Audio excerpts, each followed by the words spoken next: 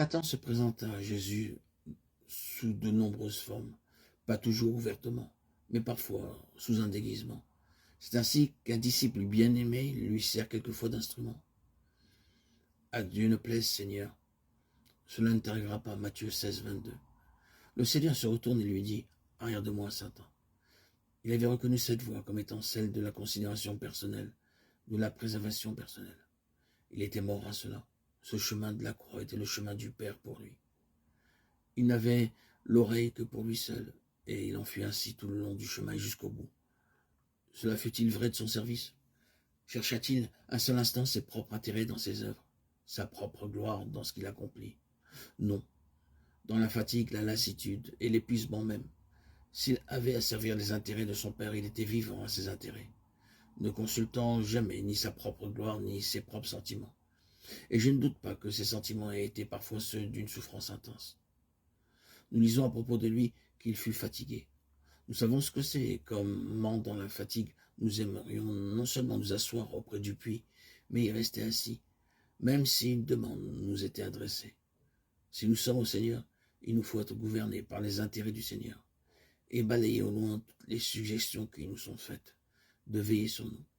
Il en fut ainsi pour lui dans ses mouvements, il soumettait ses marches et ses arrêts au Père. Ses frères cherchent à le persuader de se rendre à la fête, mais il ne cède pas à leur instance et à leur argument. Le seul critère pour lui, c'est qu'est-ce que le Père en pense. Sa mère insiste auprès de lui, aux noces de Cana, en lui disant « Ils n'ont plus de vin ». Sa réponse inattendue est « Qu'y a-t-il entre moi et toi ?» En d'autres termes, que dit le Père à cet égard? Ainsi, durant toute sa vie, il est d'un côté mort à soi et au monde, et de l'autre côté vivant pour Dieu seul. Et quelle vie pleine de fruits, quelle vie pour la satisfaction de Dieu. Il y a une union avec Christ dans la consécration. Je me sanctifie, me consacre moi-même pour eux, afin qu'eux aussi soient sanctifiés, consacrés par la vérité. Jean 17, 19. Je vous exhorte donc à offrir vos corps comme un sacrifice vivant, saint, agréable à Dieu, ce qui sera de votre part un culte raisonnable, votre service spirituel. Voilà ce qu'est notre sacerdoce. Voulons-nous écouter ce message? Voulons-nous le présenter au Seigneur dans la prière? Voulons-nous nous courber devant lui avec ce message? Peut-être est-ce un message qui mettra fin à un combat, à une lutte, à un conflit, qui calmera une inquiétude, une irritation, un manque de paix, un manque de joie. Il se peut que nous ayons été tourmentés, que nous ayons pensé que notre vie avait été perdue et que nous en ayons été irrités.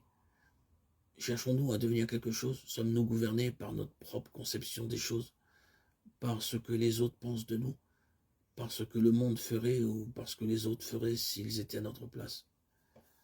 Ce ne sont pas les voix que nous devons écouter. Qu'est-ce que le Seigneur dit? Attendons-nous à cela, reposons-nous en cela. Nous pouvons ne pas comprendre, mais soyons assurés qu'une vie vécue sur cette base sera le succès de Dieu. Désirons-nous le succès de Dieu? Dieu peut faire par nous quelque chose dont nous étions absolument incapables de par notre tempérament et notre constitution. Et pour notre part, nous avions pensé que ce qui devait gouverner notre chemin dans la vie, c'était la manière dont nous étions faits. Pas du tout. Venons donc, courbons-nous devant lui à cet égard. Et s'il est nécessaire, considérons notre consécration d'une manière toute nouvelle.